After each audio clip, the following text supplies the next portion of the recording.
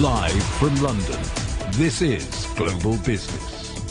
Hello and welcome to the programme. I'm Andrew Wilson. And I'm Sally Burdett. Our top stories. The time has come for policy to adjust. US Fed Chair Jerome Powell confirms what the market wanted to hear. Lower borrowing costs are on the way. Chinese e-commerce giant Alibaba plans to upgrade its Hong Kong listing to attract investment from the Chinese mainland. Negotiators in Egypt push for a compromise to secure a Gaza ceasefire deal as Israeli strikes kill at least 12 people in the enclave.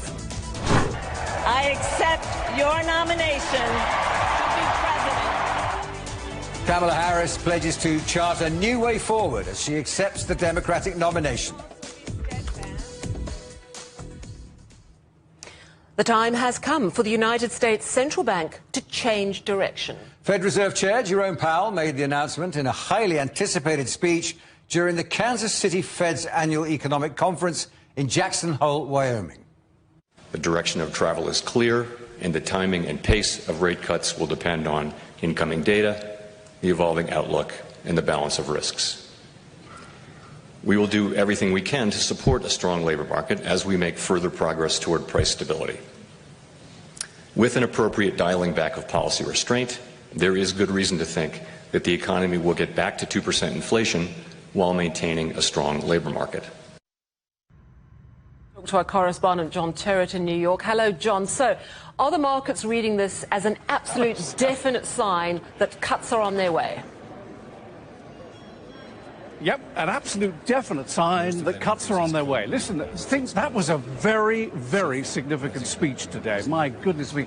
And I'm so happy, Andrew, that you're on the program because, of course, when you presented this program almost every day a couple of years ago, this is when this crisis started. So I know you were here with me at the beginning of this crisis. And I remember saying to you and others at the time, 2.5 years ago, this is very, very serious. We've had stable inflation for 2 years, and now it's on the way up. And once you get inflation in the system, it's very, very difficult to get rid of it. Well, now I can say, and I will tell you this without any fear or favour, the mood here is crisis over, cuts on the way, and that's how it's being taken. So, I mean, Chairman Powell really did say some extraordinary things. You have to remember these people who have these jobs are trained not to say very much because obviously everybody hangs on their every syllable.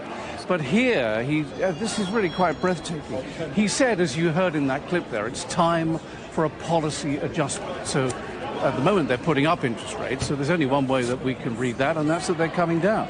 He said the direction of travel is clear, down, same thing. He also talked about what I think of as both sides of the ledger, because the Federal Reserve has to worry about inflation and also has to worry about jobs.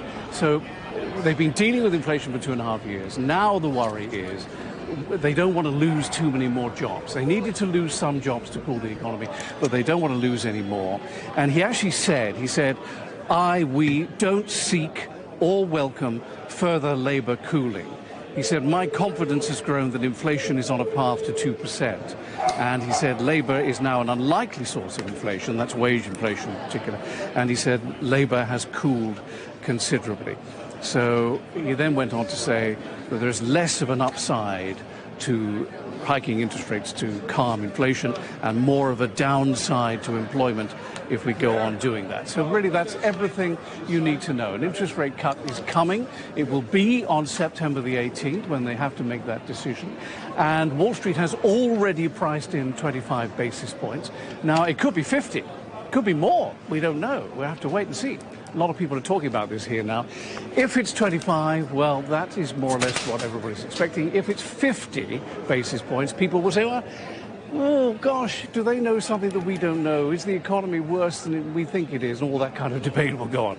But anyway, we know we're going to get one now, unless there is an absolute disaster between now and September the 18th. We have another CPI report, another jobs report to come out. If the jobs report is really, really bad, then I guess there could be a change of heart. But I don't think there will be. Wall Street doesn't think there will be. And the Dow is up 200 points. The S&P 500 by 33. That's a lot. The Nasdaq's up almost 200. The yields on the bonds are down, and the euro and the pound are both up. I think the euro is at its highest now for a very, very long time. So crisis, what crisis is the headline right now?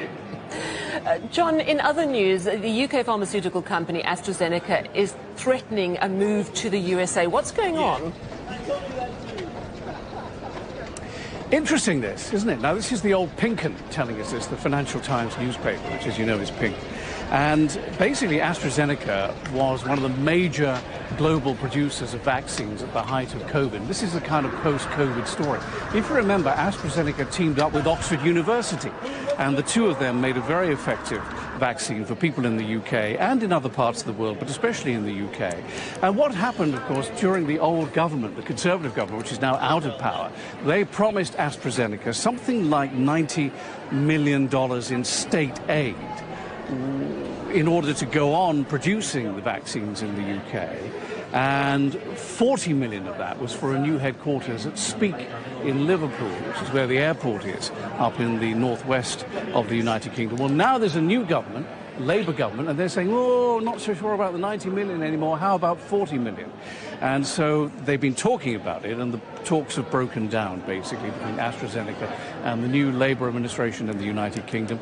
Astra says, we are committed to the new headquarters that we're trying to get together at Speak in Liverpool.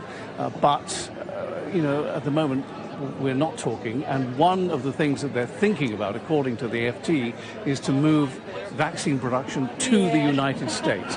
Another option is to move it to India, where they already produce some vaccines. So at the moment, things are on hold. AstraZeneca shares, though, are up this hour by just under 1%. All right. John Terrett and you, thank you so much for that update.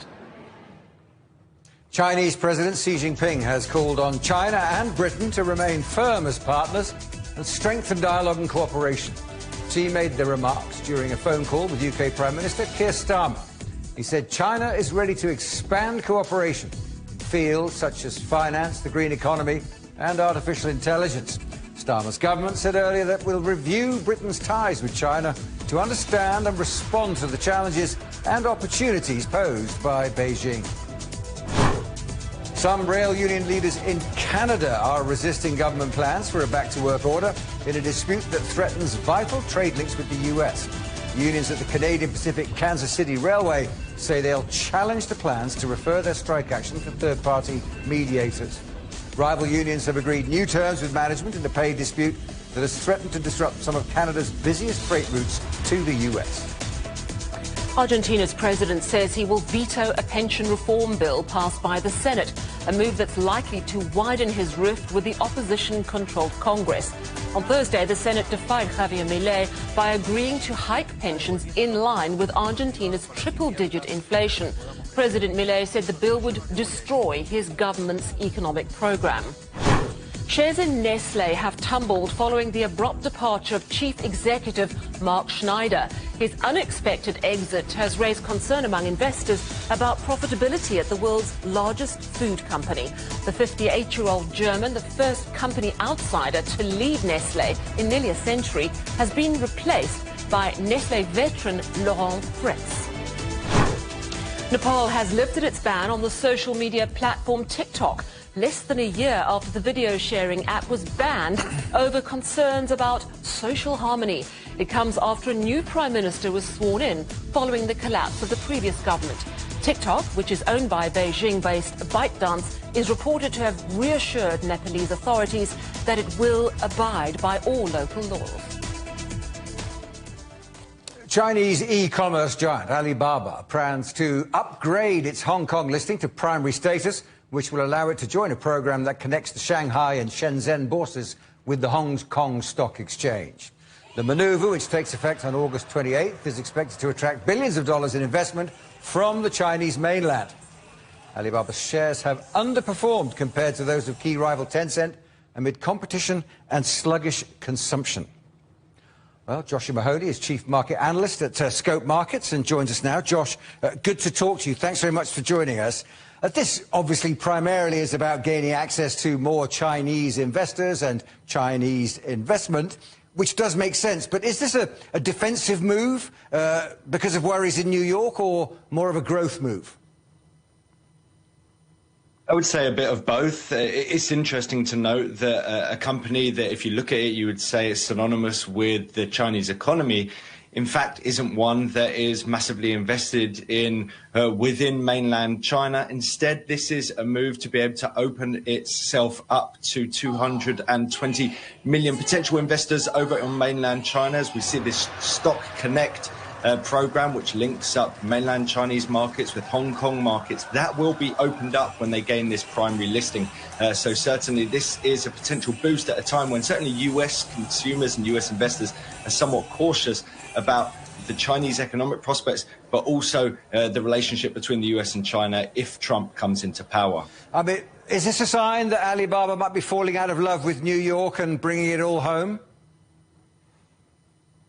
Well, I don't necessarily think they'll be brought all home unless they get forced in that direction. But certainly if you look at their share price, it hasn't necessarily been doing all too much of late. And certainly if you think about the idea that roughly 80% of the shares that are traded over in the US, the ability to realign that back towards Asia, where there's probably a little bit more of a positive outlook for the stock, probably is a good decision for the time being. Alibaba then will be subject to, I suppose, two sets of rules: New York Stock Exchange, Hong Kong Stock Exchange. Will that be a complication, or is this something that people manage to ride when they put their companies in two spots like that? Exactly, yeah, they have to struggle with the fact that they're listed in two regulatory environments with primary listings. But nonetheless, certainly I would say that that actually makes it more attractive to some investors, because one of the concerns for people, certainly in the US, around investing in Chinese stocks is the idea that perhaps it may not be under as much scrutiny as potentially some of the Western stocks. Well, with the fact that they're going to have to essentially abide by the rules both in Hong Kong and in the US, you would think that this proves that they are really under the microscope and playing things in the right way. So yeah, I would say this is actually a positive, but probably will raise some costs. Is there a political message we can derive from this? I mean, this is an example of decoupling. Is it an example of tensions between the US and China, between the US economy and the Chinese economy? Well, look, this might just be the direction of travel, really depending on how things play out in terms of the US political picture.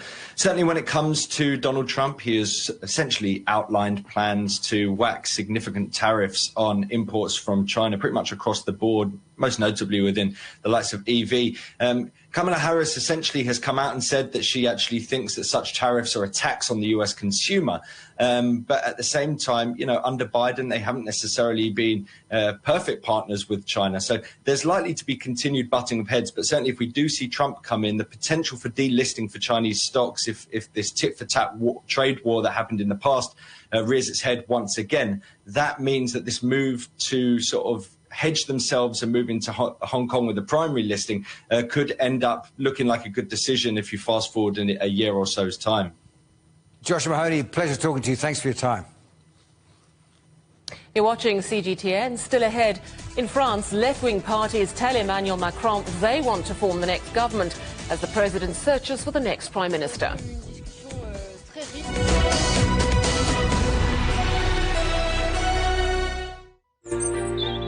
Ever wondered what's the difference between a bear and a bull market?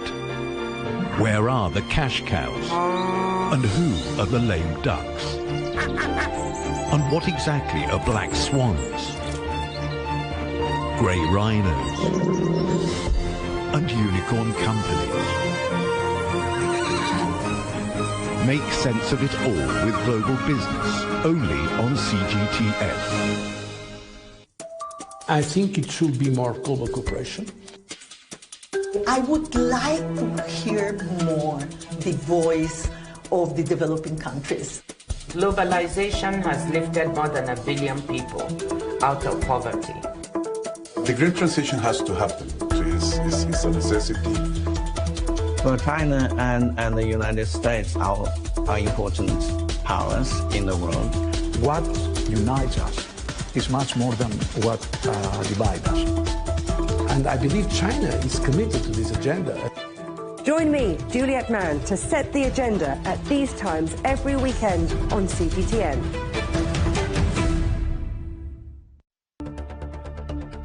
Events have consequences. Words create impact. One more offensive in a long line of battles that's been ongoing for more.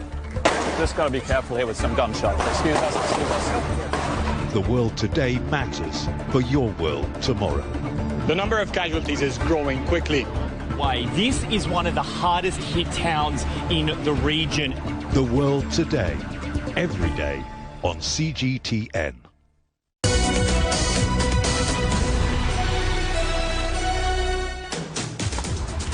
Welcome back to Global Business Europe.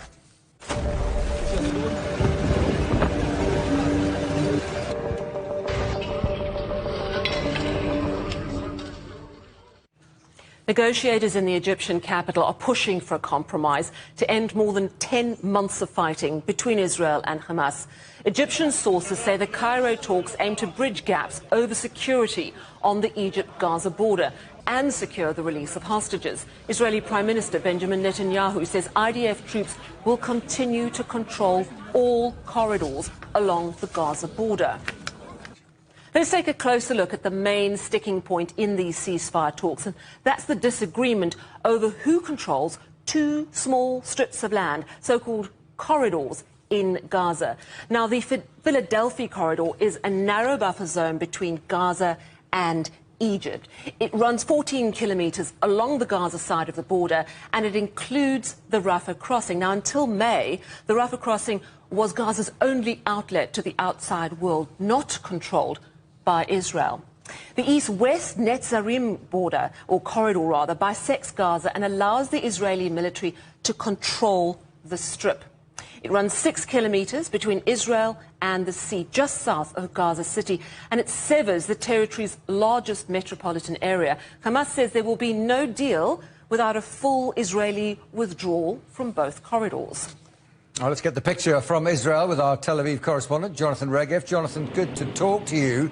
I mean, this is all about controlling the ground, isn't it? We shouldn't be surprised that these buffer zones are such a sticking point in these negotiations. Absolutely. The corridors are now the main sticking point. There are other issues in contention, but I think they will be easier to solve. These two corridors which you mentioned, and especially the Philadelphia corridor, is a very difficult issue.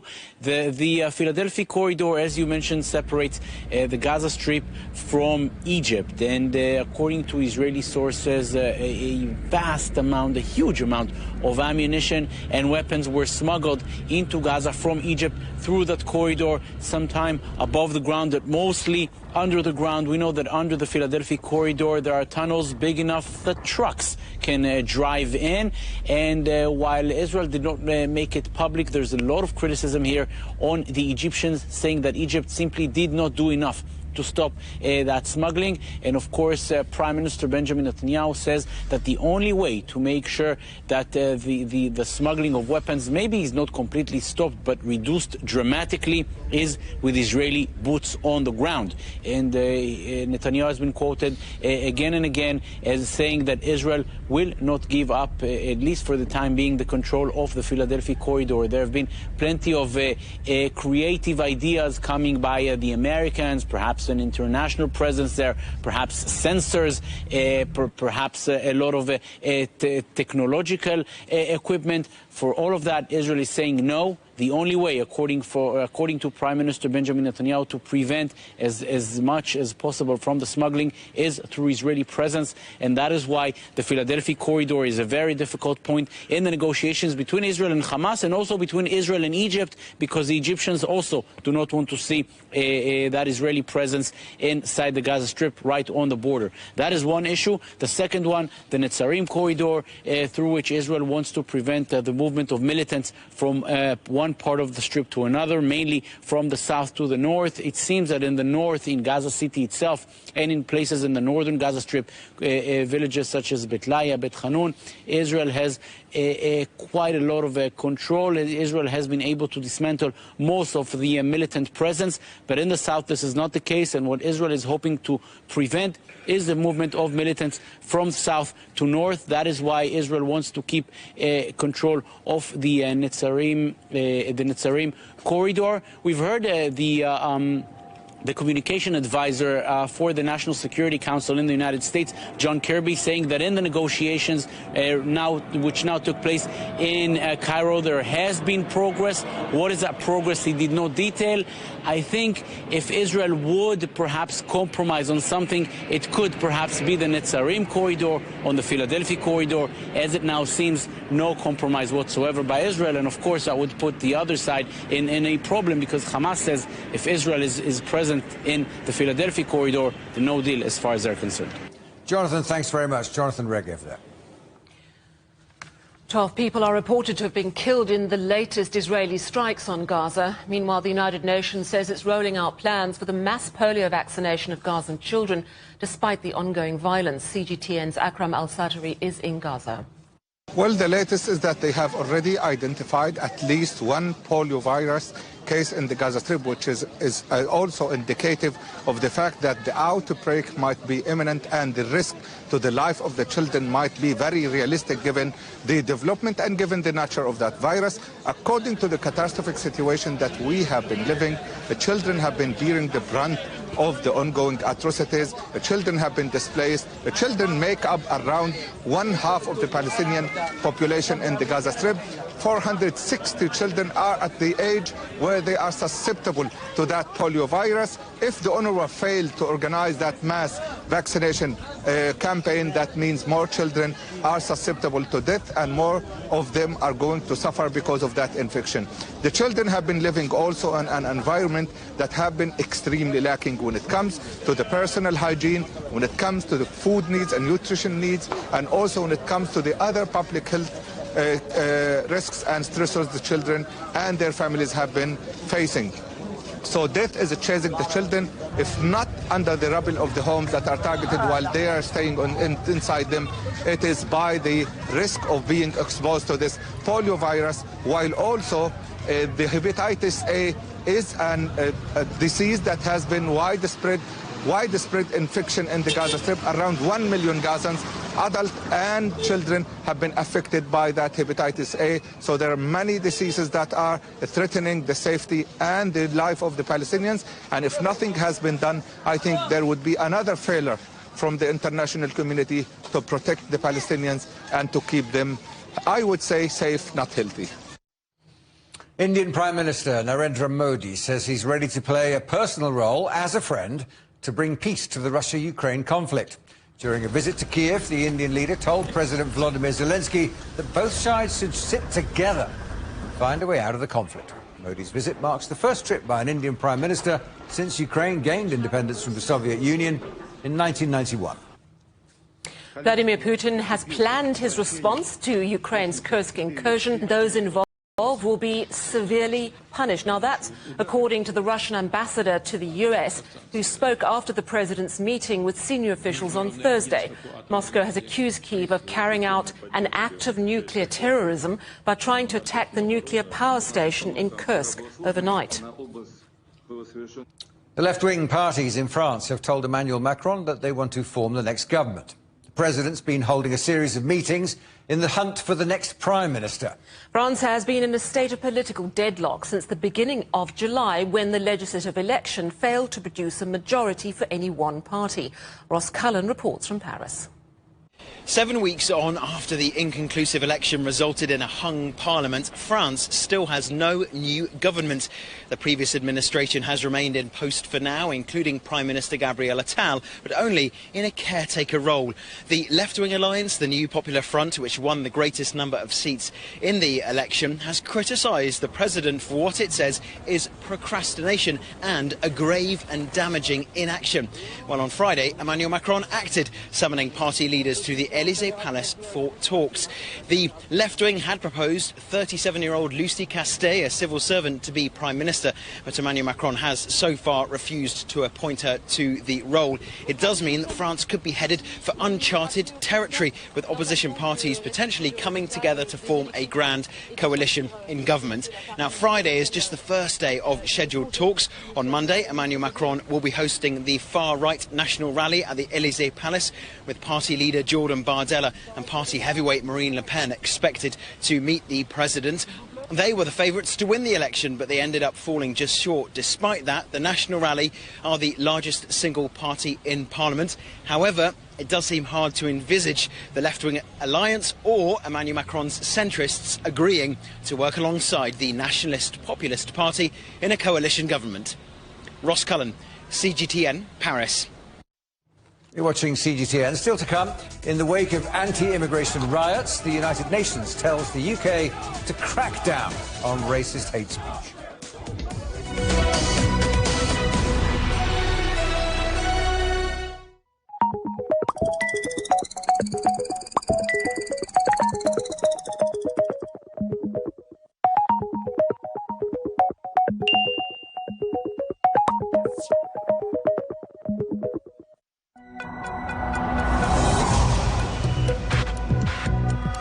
Each day, there are millions of stories.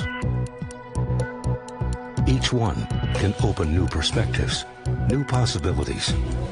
Wherever you look, we are there to see, discover, explore. We put the pieces together to find what really matters to you, all around the world, all around the clock.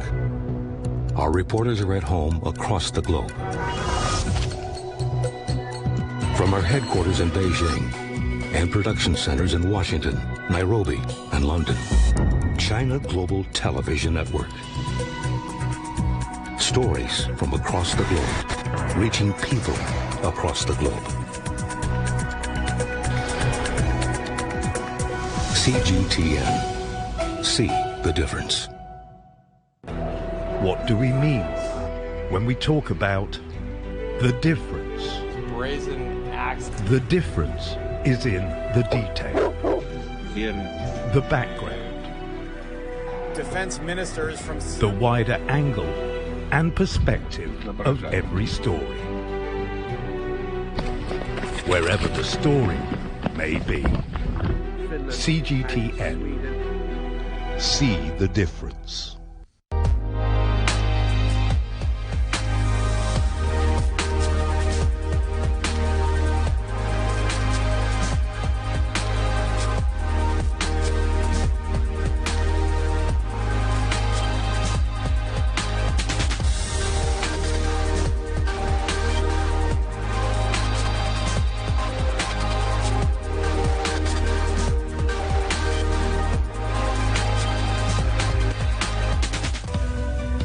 We are all connected.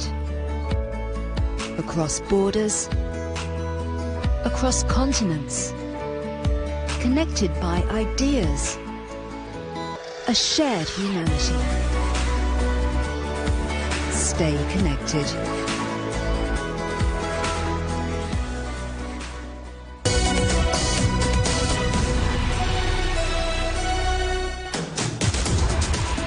Welcome back to Global Business Europe with Andrew Wilson and Sally Baudet. The headlines once more. US Fed Chair Jerome Powell confirms what the market wanted to hear. Lower borrowing costs are on their way. Chinese e-commerce giant Alibaba plans to upgrade its Hong Kong listing to attract investment from the Chinese mainland. And negotiators in Egypt push for a compromise to secure a Gaza ceasefire deal as Israeli strikes kill at least 12 people in the enclave. The United Nations has urged the UK to crack down on racist hate speech, including that by politicians. A UN report raises particular concerns about racist acts and violence by the far right and white supremacist groups. Earlier this month, several parts of the UK were hit by riots fueled by misinformation and anti-immigrant sentiment. The UN didn't single out any politicians, but urged authorities to formally and publicly condemn hate speech. Well, staying in the UK, the new Labour government has pledged to deport thousands more migrants and people who fail asylum applications. A year after it was docked in southern England, a controversial vessel housing more than 400 men will be closed down. Yola Abdavid went to meet one of the inmates. This barge should house 250 people. In the past year, almost twice as many migrants have been packed in by the UK's Home Office. Some stay for up to 9 months. One of them is Ali. He prefers to hide his identity in case his family faces discrimination in the country of his birth. Life on the barge hasn't been easy. It feels just like prison, because 24/7 there is guards behind that door, and you cannot pass that gate without the bus. If there isn't bus for taking you to Weymouth or Portland, you cannot leave that barge. For 3 months he's lived inside a naval base on the Isle of Portland, a temporary home on the south coast of England he's shared with more than 400 other men from many nations. The UK government plans to save $10 billion. It promises to speed up the process of dealing with asylum applications and deport up to 14,000 people. A new minister in the Home Office, the UK's Interior Ministry, says she'll restore order and operate a swift, firm and fair policy. And the government will clear the backlog of cases and cut costs to British taxpayers. Journalists aren't allowed to go into the port or have access to the barge. Now that may partly explain why sometimes integrating with the public or locals can be difficult at times. There have been no big problems reported here, but possibly it explains why in a recent poll in the UK, why immigration tops the list of issues that people are mostly concerned about. Before being allowed back on the vessel, they're checked by a scanner. By January 8 next year, the government says it'll shut the barge and move the men elsewhere. On the opposite side of the bay, Dorset's Jurassic Coast is a tourist magnet and an area most migrants never visit. The whole region attracts hundreds of thousands of visitors, and many have views on immigration in Britain and the summer riots that rocked the new government. It's getting out of hand. It's the cost, keeping them. People worried about boats coming in when the main problem is the government actually bring in, I'd say, young men on their own without families. It's all very well saying they're going to stop the people smugglers, but I mean, that's not going to stop the root cause, is it? And they need to resolve that. Far from the riots in other places, local volunteers in Portland have offered different activities to distract migrants, art classes and help in learning languages. A lot of people were really happy to welcome people, but there was concerns, genuine concerns about resources, about how it might work, and there was just a lack of communication, and then that leads to anxiety, which can lead to anger. Ali is waiting for his asylum interview. If successful, he can stay in the UK. If not, I cannot go back to Iran. If I go back to Iran, they're just gonna hang me, because I know right now I have the proofs, actually. He believes his life hangs in the balance. Yolawab David, CGTN, Weymouth. Well, Yasmin Halima is Executive Director of the Joint Council for the Welfare of Immigrants. She's disappointed with the new government's tough approach to illegal migration. We all had a lot of hope that when we had a new government that we'd see some positive change. What looks like a new policy that's just been announced is actually more of the same. So if you look at the language, they talk about the surge in enforcement, the border control, the move to more detention spaces. This really just sounds very much like the same. And we just need to make sure that actually what we do is fix the system as opposed to just sounding tough, but really not fixing anything at all. I mean, you mentioned language there, Yasmin. I mean, does the government, in your view, need to reframe the way this issue is talked about and start using different language and start using perhaps coming at it from a different approach? Yes, absolutely. So if you look at the placards, you know, just we're days away from the violence on our streets. A lot of those placards that said, stop the boats, send them back. There's a direct line between that and the language that the government was using at the time in its campaigns. We have a new government, and yet we're hearing the same kind of language.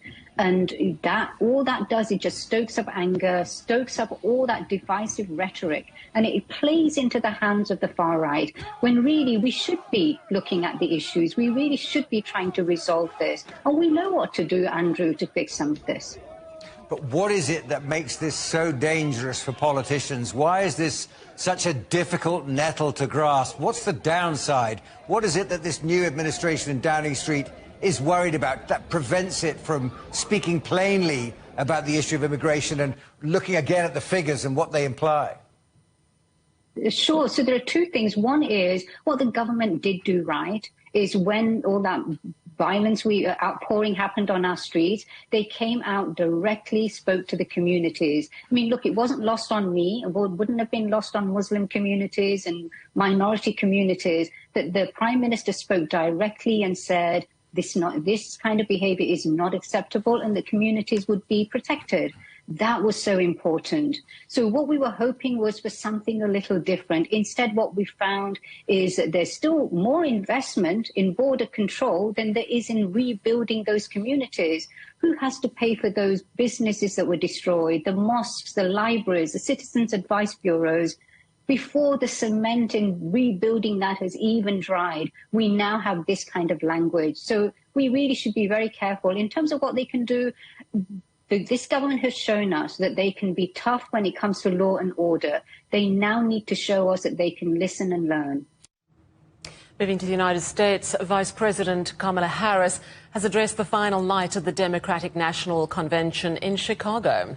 Harris formally accepted the party's presidential nomination to face former President Donald Trump in the November election. In a keynote speech wrapping up the four-day event, Harris outlined her vision for the country, touching on housing, reproductive rights and foreign policy goals. Associated Press correspondent Philip Crowther is in Chicago. Well, the simple fact that Kamala Harris, the vice president, gave this speech here was historic in the first place, but there was no real explicit mention of her this on this stage. You can see behind me, abandoned now and empty. We might have witnessed acceptance speech at a major party convention by the first female president of the United States. This was already the first person, or rather Kamala Harris could become the first black woman to become president of the United States. She is the first to accept the nomination of a major party. She would also become the first person of South Asian descent. But there was no mention of those historic firsts in Kamala Harris's acceptance speech last night. This was more about her telling a story, introducing herself to an American electorate who, despite the fact that she has been vice president for 4 years, might not know all too much about her. So here she was telling a little bit about her family history, about her motivations, why she got into politics in the first place. It was relatively low on policy, but that tends to be the case with an acceptance speech by a nominee at a major party convention. Little mention also of the extraordinary circumstances that brought Kamala Harris here in the first place. There was a quick thank you at the beginning of her speech to President Joe Biden, whose departure from the race, of course, made it possible for his vice president to become the nominee of the Democratic Party in the first place. The last few weeks have truly been extraordinary moments and an extraordinary time in U.S. politics for Kamala Harris to make it to this big stage here at the United Center in Chicago in the first place. Here is part of what she said here yesterday. Our nation with this election has a precious, fleeting opportunity to move past the bitterness, cynicism, and divisive battles of the past, a chance to chart a new way forward. Philip, a big moment. 10 weeks to go. What's next for the presidential race? Well, surely more twists and turns, as tends to be the case in the last few months of a U.S. presidential election, but surely also no changes or no moments as extraordinary as what this country has been going through over the last month or so. The next big date for Kamala Harris, also, of course, for the Republican nominee and former President Donald Trump, that comes on the 10th of September. That is going to be the debate between Harris and Trump, possibly the only one, the only moment that they will have face-to-face during this campaign. So just over 2 weeks to prepare for Kamala Harris and Donald Trump for this one. Essentially what you're going to see from the two party candidates, from Donald Trump and Kamala Harris, is non-stop campaigning. Of course, in the swing states here in the United States, the likes of neighboring Wisconsin, not too far from Chicago, in the likes of Michigan, Pennsylvania, Georgia, Nevada, other states as well, where they will be crisscrossing the country to get those few undecided voters or maybe unmotivated voters to decide to vote. Well, David Dunn is Professor of International Politics at the University of Birmingham. David, thanks for joining us. What did you think of Kamala Harris's speech? I was struck by its serious and sober tone. The light-hearted way in which she's approached campaigning so far was absent on this occasion, because here she needed to do two things. She needed to show that she was presidential, that she had the authority to command the stage, and she needed to appeal to a wider body of voters than was the case previously in this conference, whereby Obama and the Clintons appealed to their base and were about energizing their base. This was her moment to actually move from the candidate accepting and the campaign's first phase and moving into the second phase, where she will now go wholeheartedly to actually go after Trump, but also demonstrate on policy terms that she can be and can be imagined as the next president of the United States. How is she positioning herself for voters? What was striking was the continuity displayed in this speech between her and the Biden administration. On particularly the issue of Israel and Gaza, she didn't deviate one iota from the position of the administration. Similarly, on other aspects of policy, she kept it very much a straight bat. What she's about was demonstrating the change of who she represents, rather than actually talking about policy terms in specifics. This was about a new generation, about her story, her qualifications as an ordinary American to have this job, rather than anything else. She's made a big impact, particularly on young Americans. How can she keep that momentum going for the next 10 weeks? Well, that's a big question, because we have had a honeymoon period. Can this be sustained for another 10 weeks? Can this survive detailed questioning, both in terms of the debates and in terms of one-to-one interviews, when hard questions are asked about her changing position over the years? But what there is an energy and an enthusiasm that wasn't there under Biden.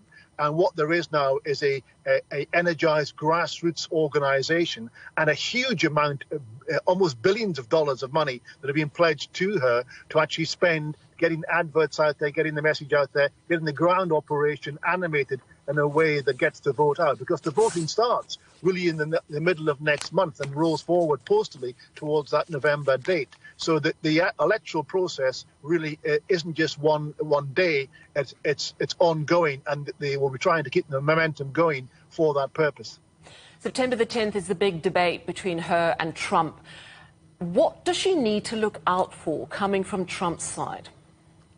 Well, during the debate with Hillary Clinton, he got behind her and he tried to intimidate her physically. He insulted her, he lied, he interrupted. And of course, when we had the debate with Biden, Biden insisted the rules were changed to avoid those sledging tactics by Trump. So we can expect the same thing there. But we hear that she's spending hours a day practicing with someone who even dresses like Trump to actually go through all scenarios so that she isn't intimidated by his style. He is a bruising campaigner. He is a very good counter-puncher. And therefore, this debate matters hugely. This debate, of course, was pivotal. The previous one was pivotal in seeing off Biden. It's also pivotal, actually, in wrong-footing Trump. Trump thought he had this thing sewn up because he knew the measure of Biden. The consequence of the last debate is actually to do away with, or to certainly damage, both candidates who take part in that. So there will be a huge amount of focus on this debate on the 10th. It's going to be a very nerve-wracking experience. It's going to be watched and picked over by everybody. It'll be a mass audience, almost like a blood sport, watching to see who will fall, who will gaffe, who will trip up. So the stakes are very high at this debate. So I suspect there may well only be one of them. Thank you so much. Great to chat to you, David Dunn, Professor of International Politics at the University of Birmingham. Chinese Premier Li Chung says China stands ready to work with Belarus to strengthen its strategic partnership. Lee made the remarks during a meeting with Belarusian President Alexander Lukashenko in Minsk. The two countries vowed to boost cooperation in a range of sectors, including trade, security, energy and finance. The warring parties in Sudan have agreed to provide safe access for humanitarian aid through two key routes. Mediators announced the breakthrough during talks in Switzerland. The UN says fighting, which broke out last year between the Sudanese army and paramilitary rapid support forces, has created the world's worst humanitarian crisis. The family of British tech entrepreneur Mike Lynch said they're devastated and in shock over the death of him and his teenage daughter. 18-year-old Hannah Lynch is the final missing passenger to be recovered from the wreckage on Friday, after a search that lasted 5 days. The vessel capsized during a ferocious storm on Monday, with 22 people on board. 7 of them are now confirmed dead. 15 were rescued. At least 14 Indian pilgrims have died after their bus plunged into a river in Nepal. 16 people were injured, several others are still missing. They were travelling from the city of Pokhara to the capital, Kathmandu. The Nepalese army is conducting a search and rescue operation at the site. Rescue teams in Thailand are searching a forest east of Bangkok for the remains of 9 people presumed killed in the crash of a private plane. 5 Chinese tourists are among those thought to be dead when the charter flight came down 10 minutes after taking off from the city's main airport. The private flight had been heading for the coastal resort in the southeast of Thailand when it lost contact with air traffic control. A state of emergency has once more been declared in Iceland after a volcanic eruption forced residents to flee their homes. A fissure 4 kilometers long and spewing molten lava has opened up near the town of Grindavik on the southwestern Reykjanes Peninsula. Meteorologists say the lava is travelling at a speed of 1 kilometre every 10 minutes. It's the 6th eruption to hit the region since December. You're watching CGTN, still to come as the first Esports World Cup comes to a close in Saudi Arabia. We look at what comes next for the booming billion-dollar industry.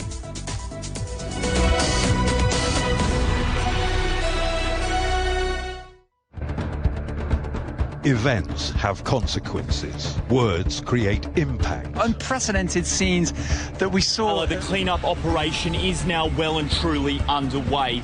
Parts of southern Europe remain in a state of emergency. Context gives meaning. People make history. Far more than 1,000 people have come here today. But authorities are still on high alert. So now we've actually become the border on this road. A complex world demands a comprehensive view. But with the cleanup efforts more or less under control, the economic impact is bound to ripple across the country. There's plastic pollution everywhere. Because the world today matters for your world tomorrow. This is the living area of the crew. The focus is firmly on future technologies. Well, this is something completely different. The world today, every day on CGTN.